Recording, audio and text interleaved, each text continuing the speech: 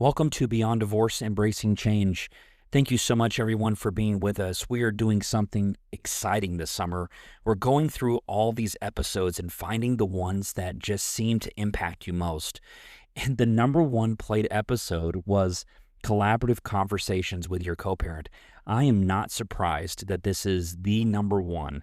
This is a common question that I get all the time, is how do I collaborate with my co-parent?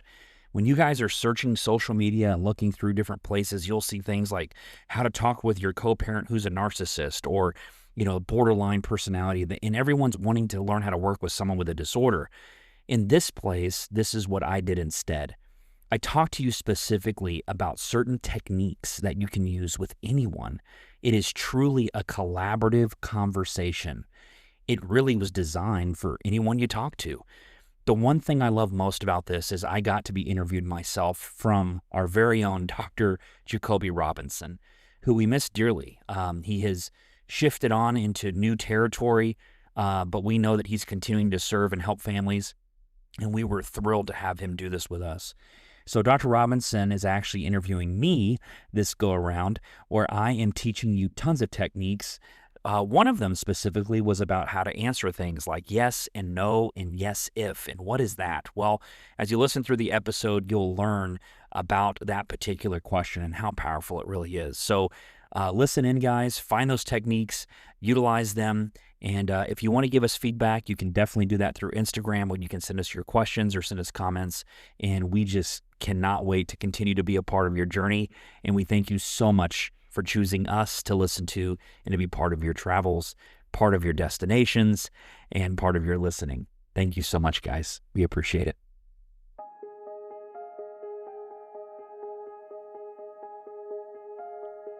Welcome to the Beyond Divorce, Embracing Change podcast. My name is Michael Flores, and I will be your host while we explore the complex journey of divorce with empathy, insight, and practical knowledge. Whether you're contemplating separation, in a divorce, or looking for support post-divorce, our episodes provide expert guidance, stories, and strategies to help you through every step of the process. We are actual therapists, helping clients who sit on our couches every day through their difficulties of divorce. You are not alone. Join us as we delve in and find solutions that give you hope again. We're glad you're here.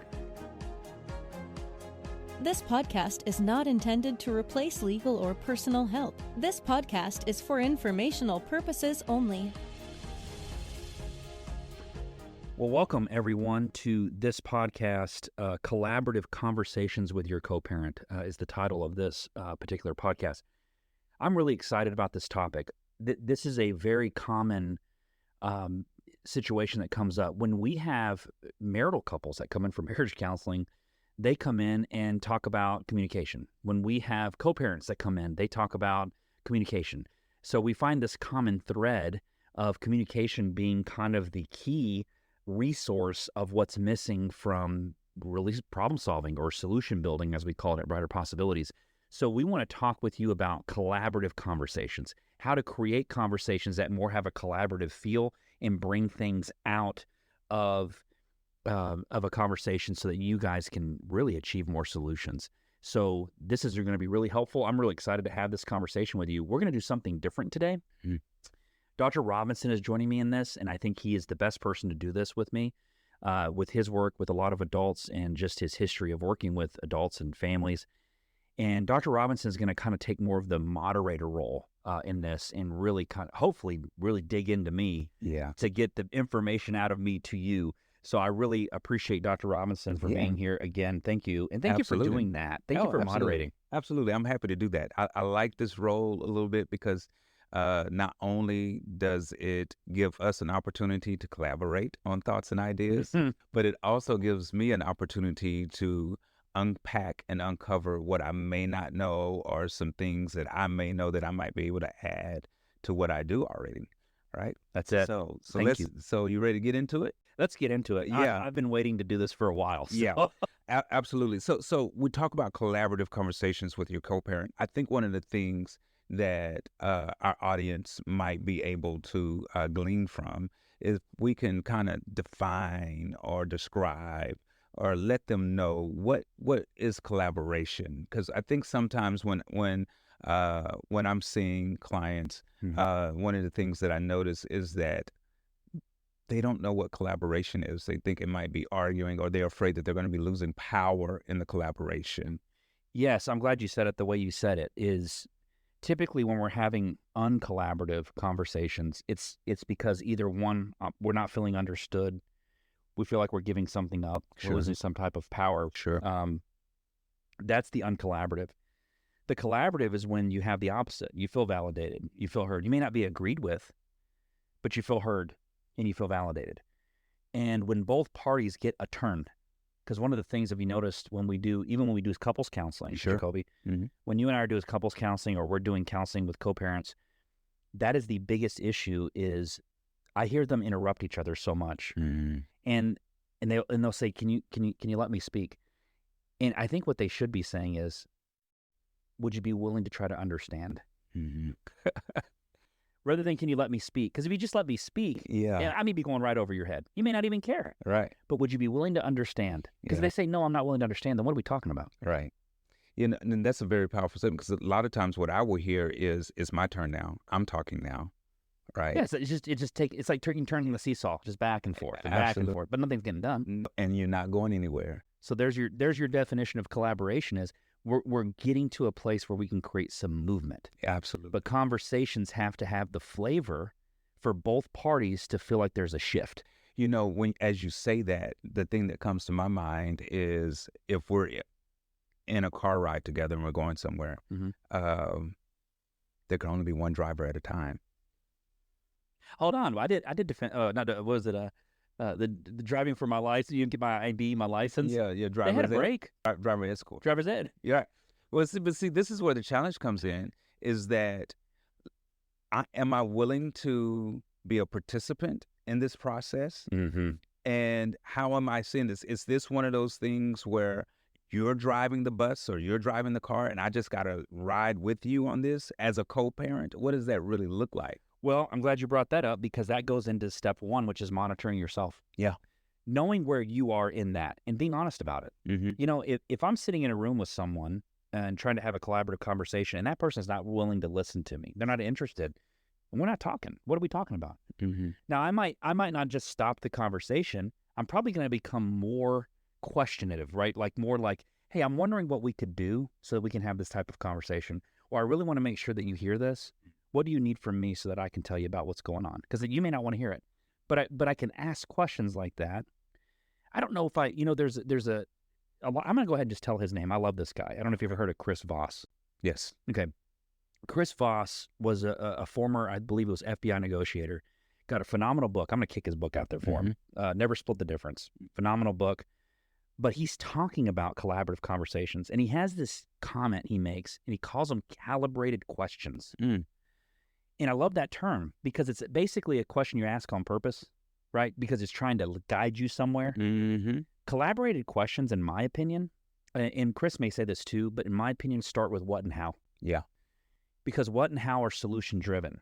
And when you are monitoring yourself, the first thing you have to ask yourself is, am I willing to hear the other side? Am I willing to agree with the idea that I could be wrong?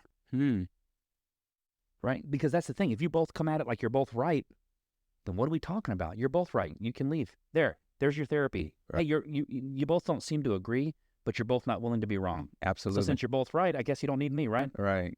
Yeah. You know, I've never said that, but man, sometimes I feel it. Yeah. Good. This is the thing. Like, so many things are coming to my mind right now. I'm afraid we're going to get off topic, but I got to say this, right? All right. Hit it. You know, this is the thing. So when I am working with couples who are working to co-parent, they're not really couples, so they're not identifying themselves as couples. Right. But I'm working with parents who are not together, but they're trying to co-parent.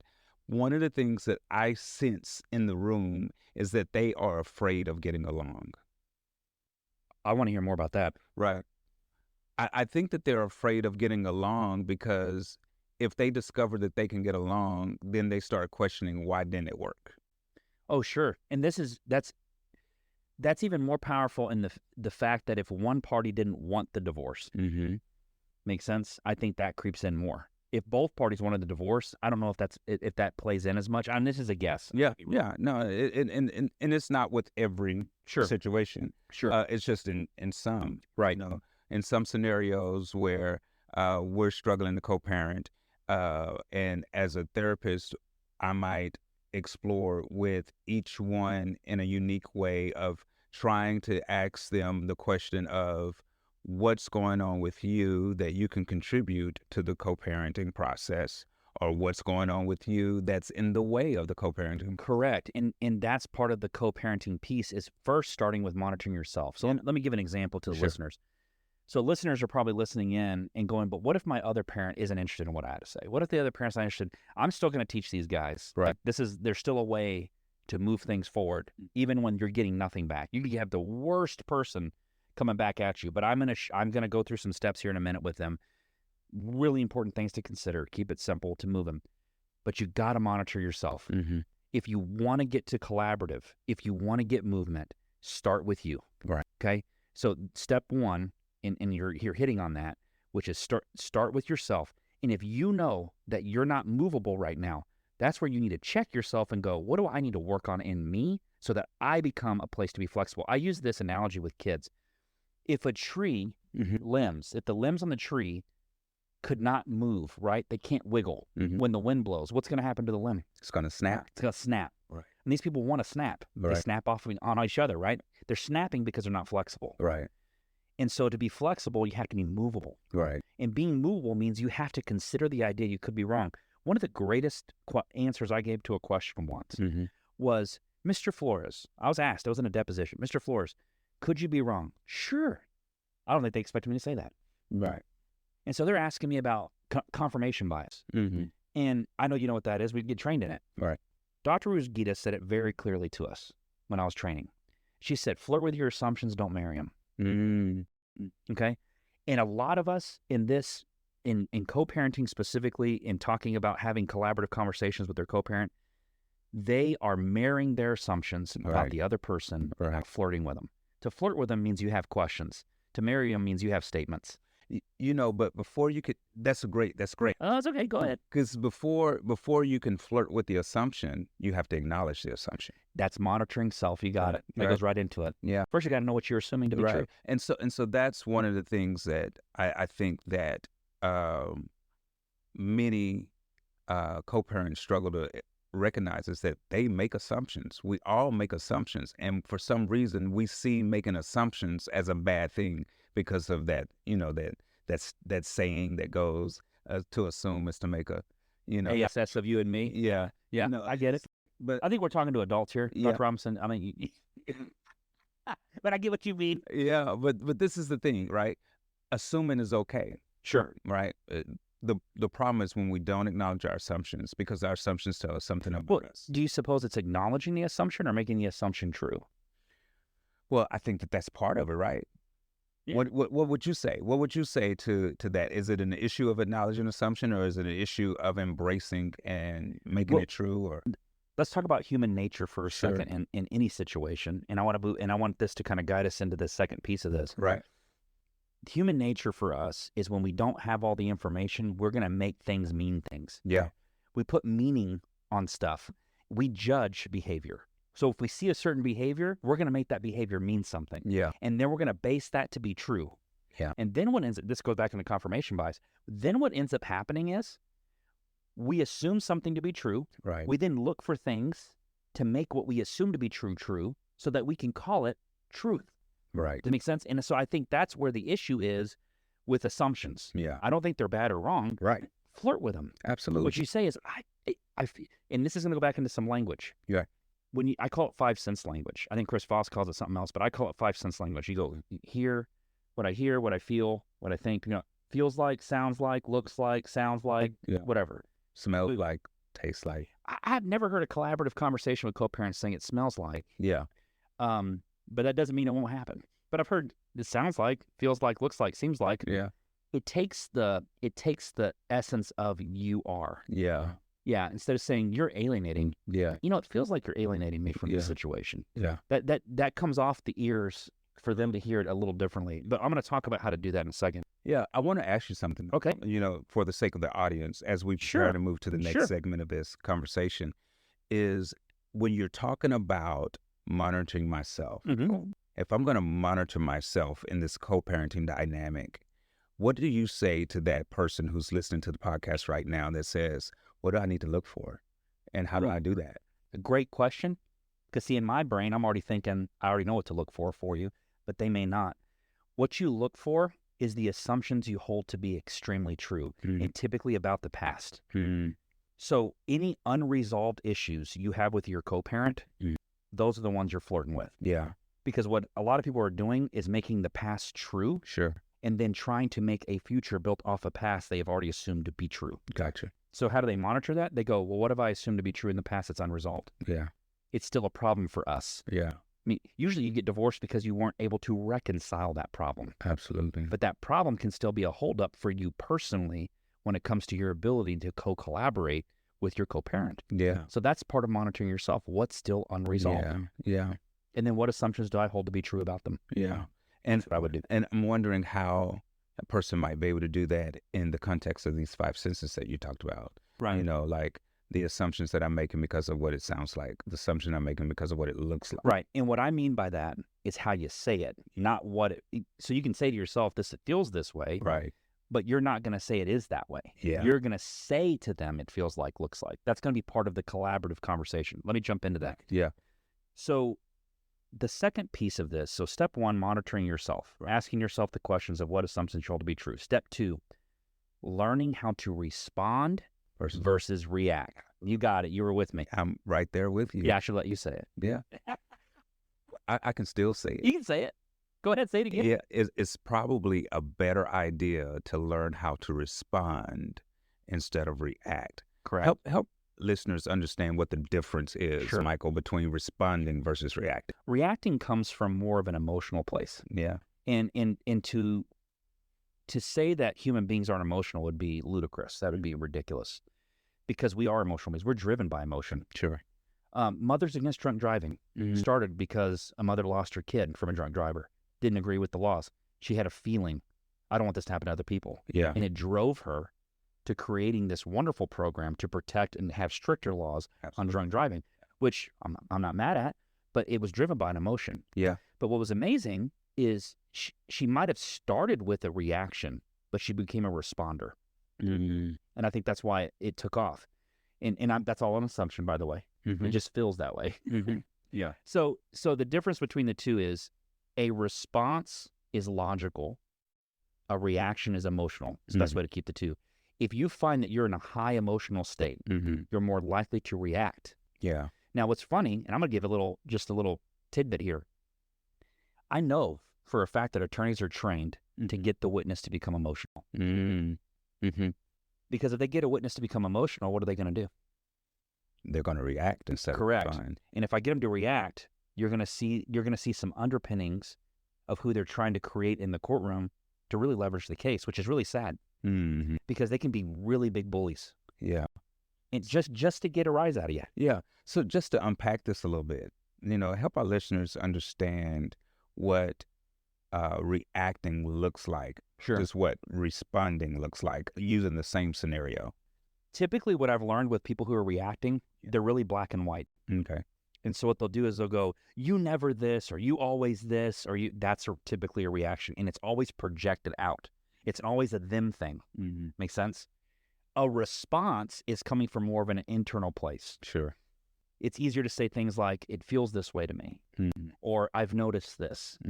Remember when back in, and they don't really work very well in my opinion, but remember when therapists used to teach I statements? Yeah. The idea of that was to get people to respond, not react, but like, I feel. When you. Yeah, that's what they do. I feel when you. Yeah. So there's no I statement. And this is what I would like. Correct. Right. You remember that? Yeah. Remember that whole thing.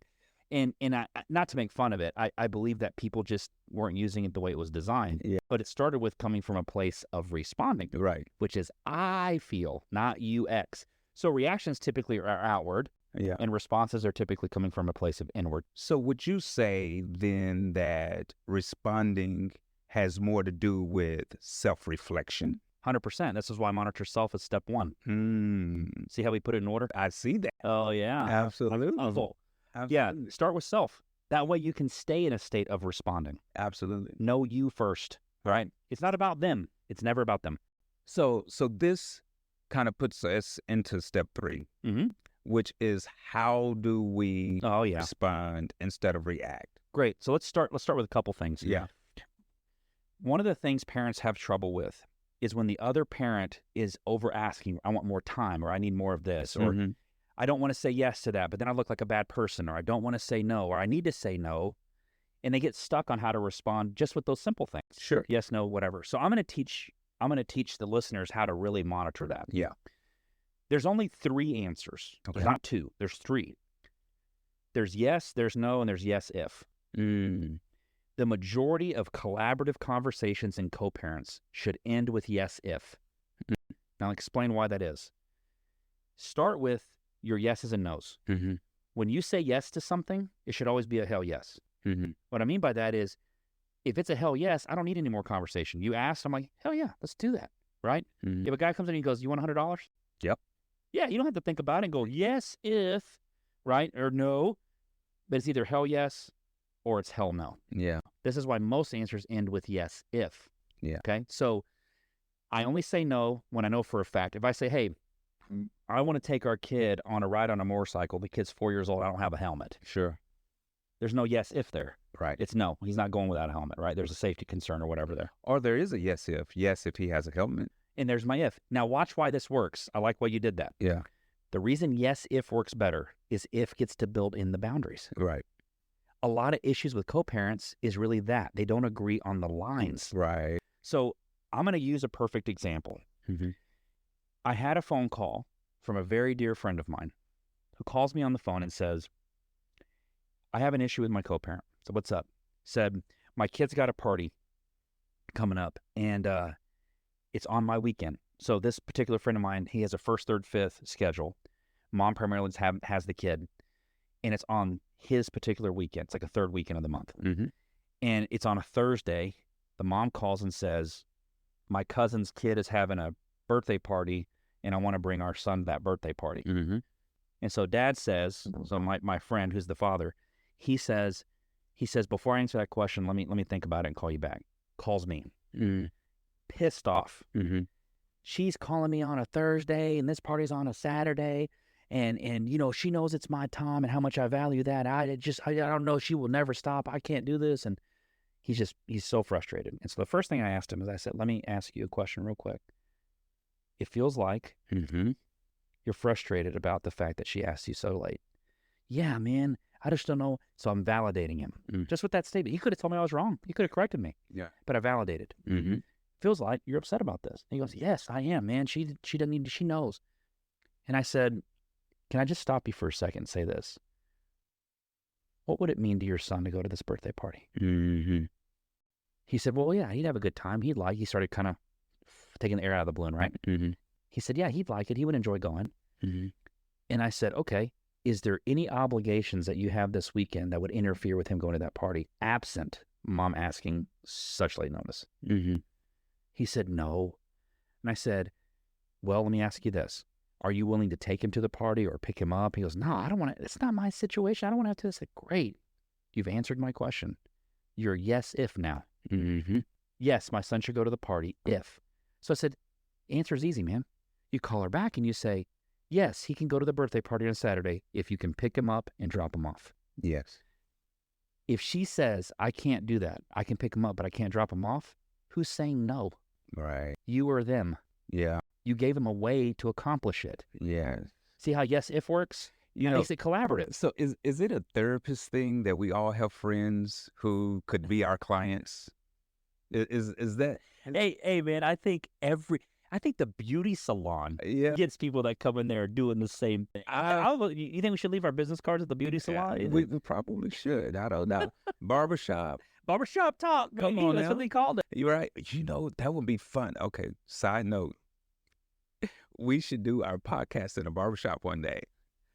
Oh man, we probably could, in all honesty, as long as we don't have clients walking in there. Well, I don't know any clients would walk into our barbershop. I've never seen any of and mine. maybe just have a few of the barbers or a couple of clients that they Cutting hair vet. in the back. Yeah, well, not really, but sitting at the table talking about this stuff, right? But Sure. anyway, let's get back on track here. But this is the thing, like to your point, like I similarly have had a friend who reached out to me about his co-parent situation, in that it was not his weekend. Right. And he's always open to being able to help out whenever, right? Mhm. And he was in between jobs, had been in between jobs at one point, but now has this new opportunity for a job. So mom reached out, hey, I need some help. And he was like, absolutely. But I'm going to need you to come pick him up when you're done. He can stay at my house. She was like, no, I need you to pick him up and take him home. Well, that's, it's like, I can't do that. Right. I can pick him up and you can come get him when you're done. Right? Yes, I can. If. Yes. Yeah. It's that yes if thing. And so and this is where the collaboration often breaks down. Correct. Because of the lack of flexibility. Well, and that's the whole point of the tree example I used. And I don't remember if I did it in this conversation or a different one, but in this conversation in particular, I was talking about being able to be movable. Yes, if creates movement. It allows for movement. Yeah. Yes, if you can pick, yes, I can do that if you can give me an additional day that I'm giving up. Yeah. No, I can't give you an additional day. Well, then I guess it's no. Yeah. You didn't say no, they did. They did. Yes, if. Yeah. If they're asking something of you, you can say yes, if. Yeah. And you just build in all your boundary lines. Because I get the sense that oftentimes in that process, there is a hesitation because of a lack of trust, right? So let's go back and use your scenario. Sure. From the very beginning of, you offer me $100. In my mind, all I see is the $100. Yes, I'll take it. Of course. But because of past experiences, why are you offering me $100? I don't trust the person handing me the 100. So now I want to know why. Yes. Yep. Yeah. So you might say, can you help me understand why you're offering me $100? Mm-hmm. That becomes the question. Remember, you're flirting with the assumption. Yeah.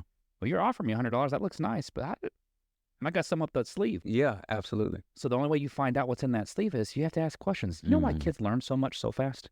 Because they're curious. Kids are very curious. That's the formula. Yeah. Stay curious, not judgmental. Absolutely. So you want to do the difference between reaction? Yeah. You want to go back to reaction and responding? Responders are curious. Absolutely. So if I'm saying that, what am I saying about reactors? Responders are curious. What are reactors? Reactors are judgmental. Bingo. Yeah. Because you're judgmental because it's about you. It's your own fears. It's your own stuff creeping up. That's why monitoring yourself is first. Yeah. See, we're back to it. See the line. Let's get to that third part, though. Let's talk about a method. So we have yes. You say yes when it's hell yes. You say no when it's hell no. That's it. Yeah. You don't just say yes and no just because you're like, I'm on the fence. Yeah. Those are your yes ifs. You're right. You need to work through that. And if you're still not certain, you should be curious and ask some questions. Right. Okay?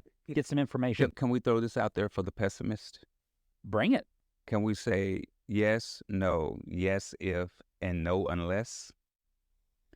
If you just find it that you got to say no, which in my opinion is never a collaborative way to do it. When people hear no, they hear never. That's the problem. Yeah. When people hear no, they hear never. Yeah. Let me give you an example. Your son comes to you, your child, says, can I play my video game? You say no. They throw the biggest fit because to them, it's like, you never let me play my game. Mm-hmm. You're not saying never. You're basically saying not right now. Mm-hmm. That's what the no is. Yeah. Or next opportunity, I guess. But the whole point is the no, if you're the type of person that wants to go with, and I'm going to show you what a no-oriented question should sound like. And this is a Chris Voss method, by the way. But when you're going to say no, unless, to me, that's more of a, I'm not willing to work with you unless you meet these demands. Mm-hmm. That's why I don't think it's collaborative. That's why I like yes, if better than no unless. Make sense? If people want to try no unless, try it out. Let me know how it works out for you. But when it doesn't work out for you, use yes, if. Okay. Sure. I got you. No. I'm glad you asked for the pessimist, but this would be my response. Yeah, if you want to know what I'm like in therapy, I'm going to look at you and go, flirt with the assumption. Try that no unless and see how it goes for you. Yeah. And in the event it doesn't work, would you just try mine? Yeah. And they usually go, sure. Mm-hmm. They'll come back and go, which one's working for you? Are you open to trying mine? Am I? Yeah. No, because mine works. Yeah.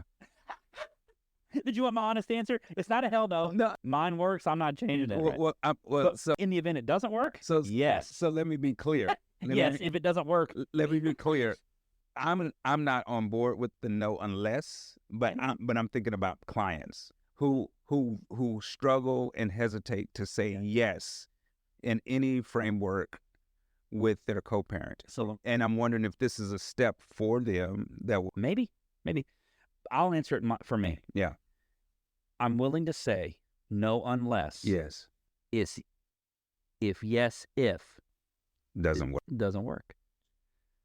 So yes, if yes if doesn't work, I'm willing to try no unless. Mm-hmm. Okay. Yes if it doesn't work. See, I'm still using mine.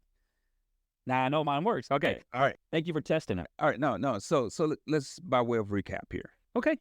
We've kind of identified the idea of what collaborative conversations are. It's about validating a person's response, making or a person's thoughts, ideas, their feelings. And we want to validate them. People want to understand that they are having the opportunity of being heard, and understood, right. And so in this process, step one is to monitor ourselves. We're trying to make sure that we're giving the opportunity for the other person to be heard, right? And that we're giving them an opportunity, giving myself an opportunity to validate what they're saying, right? And then step two is responding instead of reacting. Correct. Being curious instead of being judgmental. Oh, don't you always have a choice? Yeah. I can be curious or I can judge. Yeah. And I know that curiosity leads to something. This is why children learn so much. Absolutely. So let me do this. Thank you for recapping that. This is the last piece. There is a method to this. And I have actually taught this. I have taught this specifically to parents, even to parents that say, I can't get anything out of my other parents. Sure. Like they just have blocked me.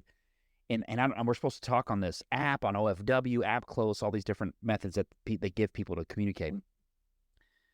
But here's the amazing thing. It's 4 steps. And I did it as a tester. I knew it worked because I actually do it in my own conversations. But I offered it as a tester for them, and I got some really cool feedback. But I'm going to give you the steps. They're really simple. Step 1 is gratitude. Okay? So what does that sound like? That's you finding something you appreciate about whatever the message is you got. You could get the meanest, most heinous message, but you want to start with something you're appreciative of. Thank you for reaching out to me. Thanks for letting me know how you're feeling. It could be that simple. May not agree with how they feel, but you can thank them for letting you know or something. Okay? Step 2 is a value statement. The value statement is really for validity. It's to validate them, and it's the 5 sense language. So you go, thank you so much for reaching out to me.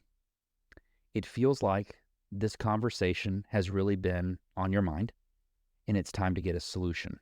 Or it feels like you're really upset with me about the outcome of this situation. It seems like you don't agree with my point of view. Something like that. Really that simple. Because it gives them room to say you're wrong. It gives them room to say you're right. They don't feel attacked by a statement that says it feels like, it seems like, it looks like. Yeah. Okay? But it's validating their point. They're getting an opportunity to correct you or tell you you're right on the money. The next one, so you're doing all this in a message. You're going to state where you agree with them. You're going to find something in the message where you might agree with. I agree with you. This sucks. I agree this is hard. I agree that I'm not hearing you.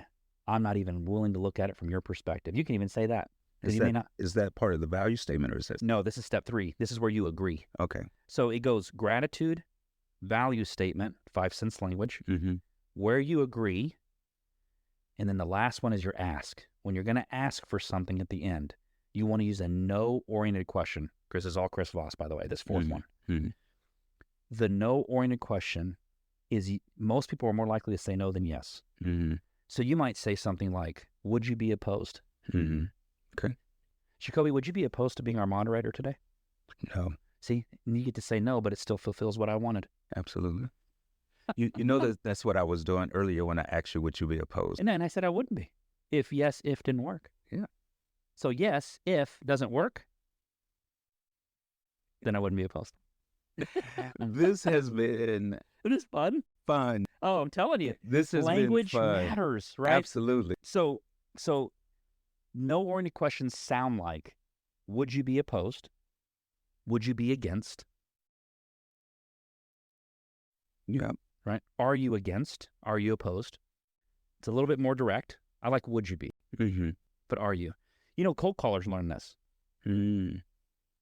Hey, do you have about 5 minutes I can borrow every time to talk about some vacuum cleaners and how I can save you money? No. Would you be opposed to saving some money? No. Cool. I just need 5 minutes of your time to talk about some vacuum cleaners. Boom. I'm right into it. You already said no. You've already agreed to my ability to discuss it with you. I should have said no unless. You had the opportunity, but you missed it. I missed it. There's your no unless. It works with no or any questions, doesn't it? So if it happens to you, you can use your no unless. So let's do this. I'm going to go over this response that I've seen where it uses all 4 of these steps. Okay. Okay. So people can kind of have a little flavor. What would this really sound like in a real conversation? Give me 2 seconds here. Let me get into that. So this would say something like this. Mm-hmm. I appreciate the support you provided with counseling. There's your gratitude statement. Gotcha. That's the response. Yeah. I appreciate the support you provided with the counseling. Value statement. Given the current situation and challenges between us, it seems like I'm going to need your help. Okay. All right. Okay. That's number 2. Watch number 3. I agree this will not be easy, but it will help us improve the relationship in the therapeutic journey. Number 3 is where you agree with them. All right. Watch this. Number 4. Are you opposed to scheduling an appointment and making yourself available so we can continue the process? Now, tell me where you argue that. This is the thing. That should probably be a standard email that we send to all of our court-appointed clients. This is actually what court-appointed clients are using, at least when we train how to have a collaborative conversation with a co-parent. Yeah. That is a standard way we teach them how to talk. Yeah. Because number 1, it's all collaborative. It's gratitude, deflating the balloon, the value statement. Yeah. Right? Which is kind of saying, I want to validate where we are. Yeah. Then you have the agreement, because it's not, I'm disagreeing, I'm agreeing. And then the goal. Absolutely. And people are more likely to go, sure, no. Can I tell you one of my favorite things? I know we need to finish. One day, this is a little psych trick. I got a call. I had studied psychology, I graduated my psychology degree, and I got a call from a family member, and they said, hey, we're having our grandpa's birthday. We want to do it at Red Lobster. I ain't had Red Lobster in a long time. Right. We're going to have it at Red Lobster. He loved it. And so, can you call and get us a reservation? I said, sure, I'll do it. So I said, how many? 12. So I call Red Lobster. I'm in my early 20s. Mm-hmm. I call Red Lobster, and I said, hi, I'd like to make a reservation for 12 at 12 for a birthday party. Lady on the phone says, we don't do reservations. Okay. That's all she says. Doesn't offer me anything else. We don't do reservations. I said, okay. I said, well, do you do call-aheads? Can I call ahead, like before, like on our way so we can get on the list, whatever. No, we don't do that either. I mean, she's not giving me anything to work with. Mm-hmm. So I flip it. And I say, I know that in the restaurant business, right around noon is a major lunch hour and you get a major rush. And out of respect to your servers, I just want to make sure that we don't bombard you guys with 12 people coming in right at the lunch crunch to create a problem for your rotation. So I just wanted to let you know that there will be 12 at 12. And thank you so much for letting me know that there's not reservations. So I just did it real kindly. Just said, hey, we're still coming, basically. Right. But I just didn't want it to create a problem for them. Right. We show up. I walk up to the hostess and I said, hi, I need a table for 12. And another lady standing right next to her, she says, were you the one that called me and asked about a reservation? I said, yes, I called for a reservation earlier today for 12. She goes, right this way, your table's right over here. I didn't have a reservation. Yeah. But I had a reservation. You had a reservation. You know why? Because you didn't argue with her. You didn't judge her. I was curious. You were curious. Do you do call ahead? The last part.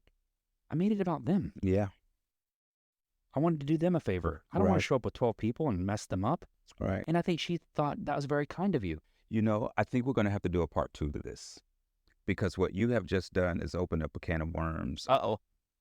Is it really worms? What's in there? Yeah, you open up a can of something. We'll just put it that way. Because now that other co-parent is, when is somebody going to make it about me? Well, maybe that's the title of another podcast. Yeah. Well, I'll tell you what. I don't disagree. I think there's so much more. I just want to give people the basics. So let's go over this real quick. Yep. Monitor yourself. Okay. Yep. Always know where you're coming from. Yep. Flirt with your assumptions. Don't marry them. Yep. You want to be a responder, not a reactor. Yep. To respond Is to be curious. is to be curious. To react Is to be judgmental. Bingo. Yep. The method. You want to do gratitude, value statement, the 5 sense language. Seems like, feels like, looks like, sounds like. Where you agree. Yep. And then use no-oriented questions. Don't forget, your answers are only 3. Yeah. Yes, no, and yes if. When do you say no? When it's a what? Hell no. When it's a hell no. Yeah. When do you say yes? When to say hell yes. Yeah, that's right. You don't need any other factors to be in there. But when you need other factors, we start with yes if. Gotcha. If the listeners can take that away from here just to start this process, Absolutely. I think that would be amazing. Awesome. All right. What do you got, Dr. Robinson? Anything else for me so we can let these listeners go? I'm good. Why don't you go ahead and close us out? I'm going to close this out. And then we'll see you next time. I just want to say to you listeners, thank you so much for allowing us the opportunity and staying with us to listen to this from start to end. There's so many ways. As you can tell, we're very passionate about this, and there's so many ways to do this. We want to give you the quickest and best way to do this so that you can become solution building and solution oriented versus problem solving. We care about you that much. We want to see this work. So if you found this helpful, would you please rate through and review our podcasts on whatever platform you're listening from? Your reviews will allow us the opportunity to get to more people and to help more families. And ultimately, our greatest hope is that your children will grow up one day and appreciate you for what you've done for them. So we want to get you the information, and we want to help you through this. So thank you so much for being here. Thank you, Dr. Robinson. Thank you, Michael. Of course. Glad to do it. And keep moving forward, everyone.